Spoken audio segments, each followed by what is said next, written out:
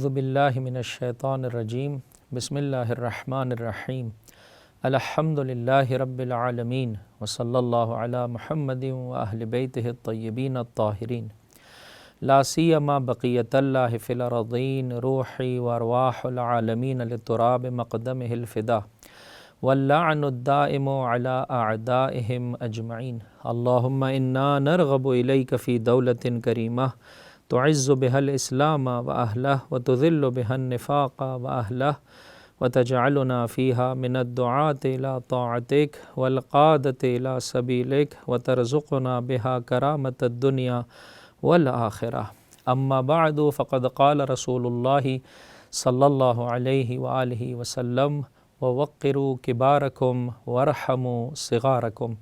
پروردگار متعال کے شکر گزار ہیں جو مسلسل اپنی جانب سے ماہ مبارک رمضان کی ان ساعتوں سے ہمیں بہرمند فرما رہا ہے۔ دعا گو ہیں وہ مقام و مرتبہ، وہ ظاہری اور باطنی نعمتیں، وہ زندگی گزارنے کا صحیح انداز کہ جو ان روز و شب کے طفیل پروردگار متعال کی بارگاہ سے اور اس مہمان نوازی سے استفادہ کرنے والوں کو خداوند متعال کی بارگاہ سے جو نصیب ہو رہا ہے انشاءاللہ العزیز ہم سب کے شامل حال ہو سکے۔ اس مہمان نوازی کا جو پروردگار متعال نے اس ماہ میں اہتمام کیا ہے اس میں ایک جانب سے کتاب خدا ہے، دوسری جانب سے روزہ ہے۔ اگر انسان اچھے طریقے سے کتاب خدا کا مطالعہ کرے، اگر اچھے طریقے سے روزہ رکھنے کی سعادت سے بہرہ مند ہو تو پروردگار متعال سے اس کا تعلق، پروردگار سے اس کا رابطہ مستحکم سے مستحکم ہوتا چلا جاتا ہے، حقوق اللہ کی ادائیگی میں بھی بہتر ہوتا چلا جاتا ہے اور حقوق الناس کی ادائیگی میں بھی بہتر ہوتا چلا جاتا ہے۔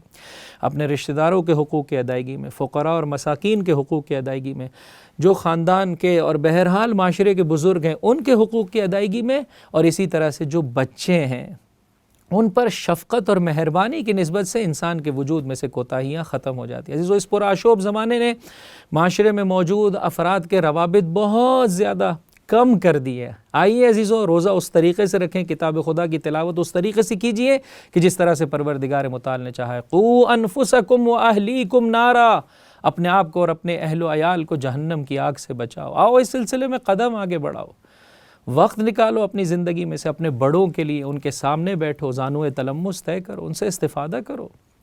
اگر خدا نہ خواستہ ان کی زندگی میں کوئی کمی رہ گئی ہے تو اچھے طریقے سے ان کی ہدایت کے اسباب کی فراہمی کرو۔ اسی طرح سے اپنے بچوں کے لیے وقت نکالیں۔ عزیزو، آج ایک انسان اپنی فیکٹری کے لیے، وہ فیکٹری جو اس نے نئی لگائی ہے، اپنے نئے بزنس کے لیے کتنا وقت لگاتا ہے، خون پسینہ اپنا ایک کر دیتا ہے عزیزو، کس قدر ہر صبح و شام اس کی سوچ میں، اس کی فکر میں فقط اپنا بزنس ہوتا ہے۔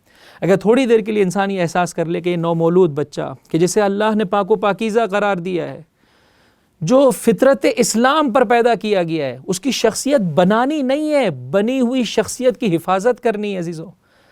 لیکن میں اور آپ اس پرآشوب دنیا میں کچھ اس طرح سے مگن ہو گئے ہیں کہ معاشرے کے جو نسبت سے ایک بچوں کو تو چھوڑیے، اپنے بچوں کے لیے بھی انسان کے پاس وقت نہیں ہے، جبکہ اسلام ہم سے اس بات کا تقاضا کرتا ہے بچوں کی نسبت سے مہربانی سے پیش آؤ۔ حضرت آنے والی دنیا کو در اہل بیت متعارف کروا رہے ہیں بچوں کے احترام کے ذریعے سے۔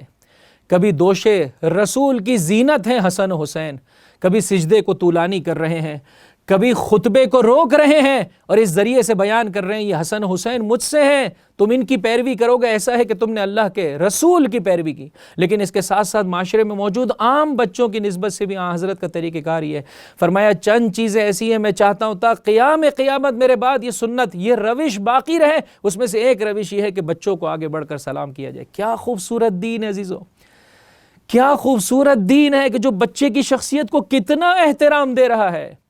اللہ کے رسول ارشاد فرماتے ہیں ان کے ساتھ محبت کرو، ان کے ساتھ شفقت کا برتاؤ کرو، انہیں اپنی آغوش میں بٹھاؤ، ان کے بوسے لو۔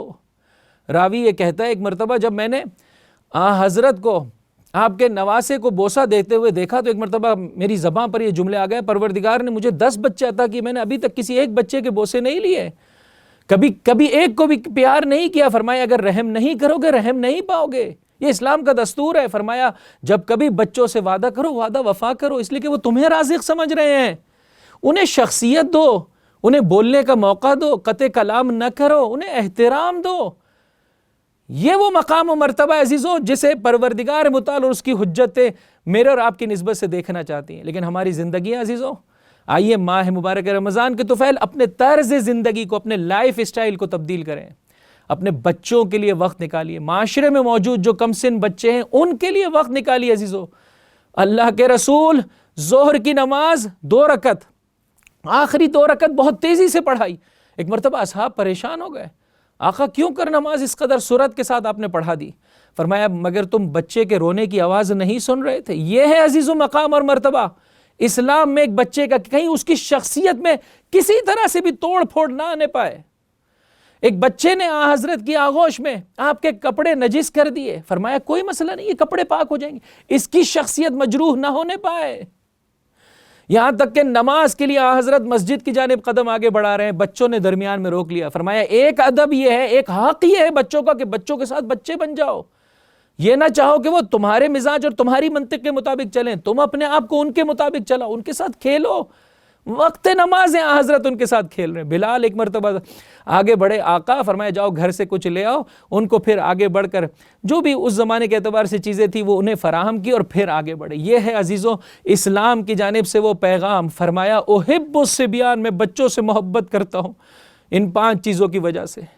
بچوں میں یہ 5 خصوصیات اللہ کی جانب سے عطا کردہ ہے عزیزوں۔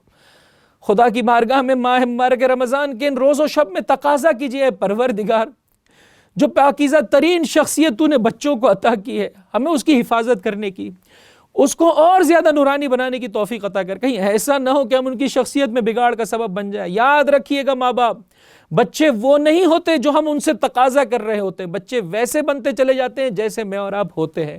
جتنا میں اور آپ بچوں کو بہتر دیکھنا چاہتے ہیں اپنے آپ کو بہتر بنا لیجئے۔ اگر چاہتے ہیں وہ اول وقت پر نماز پڑھیں، آپ اول وقت پر نماز پڑھیں۔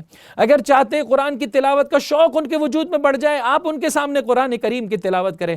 اگر چاہتے ہیں اس جدید ٹیکنالوجی سے اور اس کے شر سے ان کو بچانا، ان کے سامنے بہت زیادہ اس ٹیکنالوجی کا استعمال نہ کریں عزیزو، نہ کریں، کہیں ایسا نہ ہو ان کے وجود میں بگاڑ آ جائے۔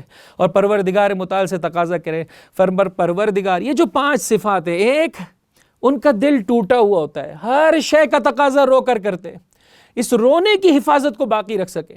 کل کو جب وہ عزاداری امام حسین میں شریک ہو تو سکون اور اطمینان سے مولا آقا کے غم میں رو سکے۔ رونا دل کی زمین کے آمادہ ہونے کی علامت ہے، زرخیز ہونے کی علامت ہے۔ 2 یتمرغون بالتراب، یہ بہت متواضع ہوتے ہیں۔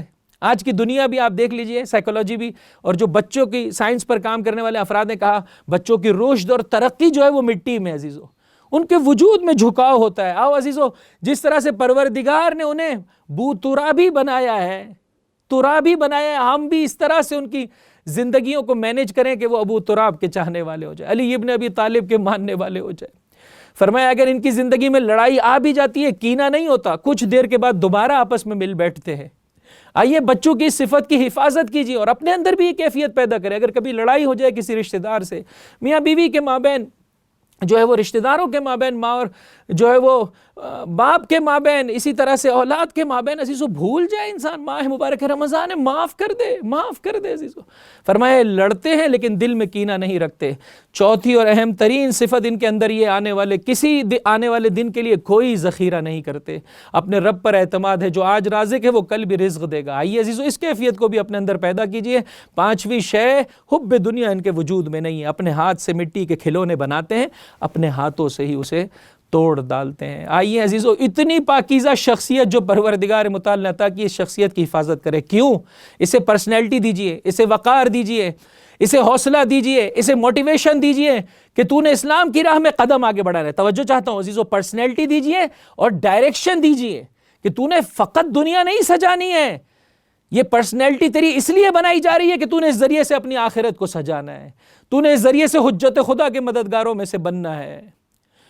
حضرت ہے، کچھ بچوں کی جانب نگاہ پڑی اور ایک مرتبہ آپ نے آواز بلند کی، وائے ہو آخری زمانے کے بچوں پر ان کے ماں باپ کے سبب۔ اصحاب نے تڑپ کے کہا مشرکین ماں باپ کے سبب؟ فرمایا نہیں، مؤمنین ماں باپ کے سبب، کہ جنہیں ان کی دنیا کی تو پڑی ہوئی ہے لیکن ان کی آخرت کی نسبت سے کوئی سروکار نہیں ہے۔ ظاہر میں وہ ان کو پرسنالٹی دے رہے ہیں، مقام دے رہے ہیں، مرتبہ دے رہے ہیں تاکہ ان کی دنیا سج جائے۔ نہیں میرے بھائی، یہ اس خاطر ہے شخصیت سازی تاکہ ان کی آخرت سج جائے، تاکہ ان کا آخرت کا مقام و مرتبہ بن جائے۔ اور فرمایا جب یہ اولادیں خود اپنے طور پر دین کی راہ میں قدم آگے بڑھانا چاہتی ہیں تو ماں باپ رکاوٹیں کر کھڑی کرے۔ ایسے ماں باپ پر وائے ہو، انہوں نے اپنے کردار سے مجھ سے دوری اختیار کی ہے، میں رسول اللہ بھی ان سے دور ہوں۔ آئیے عزیزو پروردگار متعال سے مانگیے، اس بچے کو یاد کیجئے جس نے سرزمین کربلا میں آواز بلند کی، امیری حسین و نعم الامیر سرور و فؤاد البشیر النذیر۔ میرا مولا، میرا آقا، 11 سال کا بچہ ہے عزیزو، کیا تربیت کی ہے ماں باپ نے، اس شخصیت کو جو پروردگار متعال نے اسے عطا کیا تھا، کیا اسے پروان چڑھایا ہے، کس طرح سے حب محمد و آل محمد، حب حسین ابن علی زہرا کے لال کی محبت کس طرح سے اس کے وجود میں بھر دی عزیزو، جو اس طرح سے رجز خوانی کر رہا ہے۔ میرا مولا، میرا آقا حسین ہے جو نبی کے دل کا چین ہے، علی و فاطمہ اس کے والدین ہیں۔ ارے کیا عالم میں تم اس کے مانند بھی کسی کو دیکھتے ہو کہ جب اللہ کے رسول کے نواسے سید الشہداء نے یہ دیکھا، تھوڑی دیر پہلے باپ نے اپنی جان کا نذرانہ دیا ہے اور آگے بڑھ کر کہا بیٹا جا پہلے اپنی ماں سے اجازت لے آ، تو ایک مرتبہ تڑپ کے کہا میری ماں ہی نے تو مجھے آپ کی خدمت میں بھیجا ہے۔ یہ ماں اور باپ ماہ مبارک رمضان کے ان روز و شب میں پروردگار متعال سے تقاضا کرے، پروردگار اپنی اولاد کے لیے وقت نکالنے کی، ان کے ساتھ اچھا برتاؤ کرنے کی، ان پر مہربانی کرنے کی ہمیں توفیق عطا کر، ہے پروردگار ان کی شخصیت سازی ایسے کر دے کہ انہیں جز تیری ذات کے اور تیری حجتوں کے اور کچھ دکھائی نہ دے، جو کچھ اس دنیا میں وہ پائیں، جان مال عزت آبرو آنے والی نسل، سب کا سب تیری راہ میں اور تیری حجتوں کی راہ میں خرچ کر سکیں۔ وآخر دعوانا ان الحمدللہ رب العالمین وصلی اللہ علی محمد و اہل بیتہ الطیبین الطاہرین۔